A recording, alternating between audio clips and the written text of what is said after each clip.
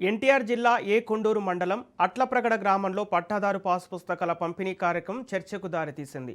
ఈ కార్యక్రమానికి హాజరైన ఎమ్మెల్యే కొలికపూడి శ్రీనివాసరావు ప్రోటోకాల్ ప్రకారం అధికారులు పాల్గొనకపోవడంపై తీవ్ర అసంతృప్తి వ్యక్తం చేశారు.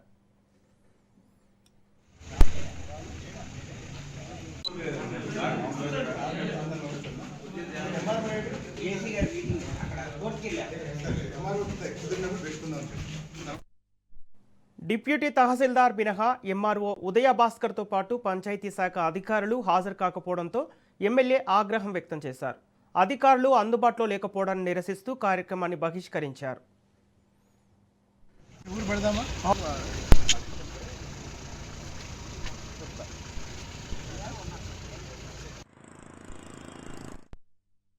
సంబంధిత అధికారులు తన కార్యాలయానికి వచ్చి వివరణ ఇవ్వాలని ఆదేశిస్తూ ఎమ్మెల్యే కొలికపూడి శ్రీనివాసరావు అక్కడి నుంచి వెళ్లిపోయారు.